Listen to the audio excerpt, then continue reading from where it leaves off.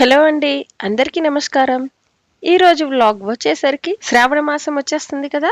అలాగే మహిళలకు ఇష్టమైన మంగళగౌరి వ్రతం ఎప్పుడు, అలాగే ఏ విధంగా పూజ చేసుకోవాలనేది ఈ వీడియో ద్వారా తెలుసుకుందామండి. మనకి మరికొన్ని రోజుల్లో ఆగస్టు 5వ తేదీ నుంచి శ్రావణ మాసం అనేది ప్రారంభమవుతుంది. అలాగే మహిళలు వరలక్ష్మి వ్రతం, మంగళగౌరి వ్రతం చేసుకుంటారు. అలాగే మన పురాణాల ప్రకారం ప్రతి నెలకు ఒక విశిష్టత అనేది ఉంటుంది. కొన్ని నెలలు పూజకు ప్రత్యేకమైతే మరికొన్ని నెలలు పూజలతో పాటు వ్రతాలు, శుభకార్యాలకు కూడా ప్రత్యేకం కదా. ఆషాఢ మాసం తర్వాత వచ్చే నెల శ్రావణ మాసం. ఈ నెలలో పూజలు, వ్రతాలతో పాటు ఉత్తరాది వారు శివుణ్ణి పూజిస్తారు. అంతేకాదు కొంతమంది శివభక్తులు సోమవారం నాడు శివునికి ఉపవాసం ఉండి పూజలు చేస్తారు. శ్రావణ మాసంలో మంగళవారాలకు కూడా చాలా విశేషమైన ప్రాముఖ్యత ఉంది. ఈ రోజు పార్వతీదేవికి అంకితం చేయబడింది. ఈ రోజున మహిళలు మంగళగౌరి వ్రతాన్ని ఆచరిస్తారు. శివయ్య భార్య గౌరీదేవిని ఆచారాల ప్రకారం పూజిస్తారు.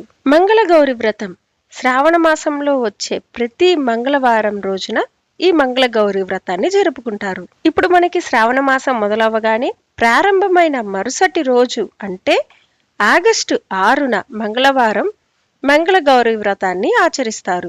దాని తర్వాత రెండవ మంగళగౌరి వ్రతం అనేది ఆగస్టు 13న వస్తుందండి. మూడవ మంగళవారం మంగళగౌరి వ్రతం అనేది ఆగస్టు 20వ తారీఖున వస్తుంది. అలాగే నాలుగవ మంగళవారం మంగళగౌరి వ్రతం వచ్చేసరికి ఆగస్టు 27న వస్తుంది. ఈ మంగళవారం రోజుల్లో పార్వతీదేవిని మహిళలు ప్రత్యేకంగా పూజిస్తారు. అలాగే వివాహమైన స్త్రీలు అఖండ సౌభాగ్యం కోసం ఈ వ్రతాన్ని ఆచరిస్తారు. అలాగే పెళ్లి కాని అమ్మాయిలు మంచి వరుడు రావాలని కోరుకుంటూ ఈ వ్రతాన్ని ఆచరిస్తారు. తద్వారా అందరి కోరికలన్నీ త్వరగా నెరవేరుతాయనేది మనకున్న విశ్వాసం. ఇప్పుడు మనం మంగళగౌరి యొక్క పూజా విధానాన్ని తెలుసుకుందాం. ముందుగా శ్రావణ మాసంలో మంగళవారం రోజున తెల్లవారుజామున నిద్రలేచి స్నానం చేసి శుభ్రమైన దుస్తులను ధరించాలి. దాని తర్వాత పూజా మందిరంలో శుభ్రమైన పీటను వేసి పీట పైన ఎరుపు రంగు వస్త్రాన్ని పరిచి దానిపైన అమ్మవారి విగ్రహం గౌరీదేవి విగ్రహాన్ని ప్రతిష్ఠించాలి. అలాగే మంగళగౌరి దేవి ముందు ఉపవాసం ఉంటానని ప్రతిజ్ఞ చేసి బియ్యం పిండితో చేసిన దీపాన్ని వెలిగించాలి. దీని తర్వాత మంగళగౌరిని ధూపం, నైవేద్యం, పండ్లు, పూలతో మొదలైన వాటితో పూజించండి. ఇలా పూజ ముగిసిన తర్వాత మంగళగౌరి దేవికి హారతినిచ్చి కుటుంబంలో సుఖ సంతోషాలను ఇవ్వమని ప్రార్థించండి. అలాగే ఈ రోజున వివాహిత స్త్రీలను ఇంటికి పిలిచి వాయనాన్ని అందించండి. పసుపు, కుంకుమ తాంబూలాన్నిచ్చి ఆశీర్వాదం తీసుకోవడం చాలా శుభప్రదంగా భావిస్తారు. అలాగే ఇప్పుడు మంగళగౌరి వ్రత ప్రాముఖ్యత గురించి ఒక చిన్న మాటలో చెప్తానండి. మన పురాణాల ప్రకారం శ్రావణ మాసంలో మంగళగౌరి వ్రతం ఆచరించడం వల్ల వైవాహిక జీవితంలో ఏమైనా సమస్యలుంటే అవి కూడా పరిష్కారం అవుతాయి. అదే సమయంలో పెళ్లి కాని అమ్మాయిలు మంచి వరుడు తమకు భర్తగా ఇవ్వమని వరుణ్ణి కోసం ఈ వ్రతాన్ని పాటిస్తారు.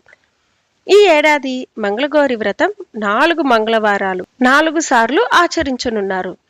అటువంటి పరిస్థితిలో ఉపవాసం ఉన్న స్త్రీలు తప్పనిసరిగా మంగళగౌరి వ్రతం కథను వినాలి లేదా చదవాలి.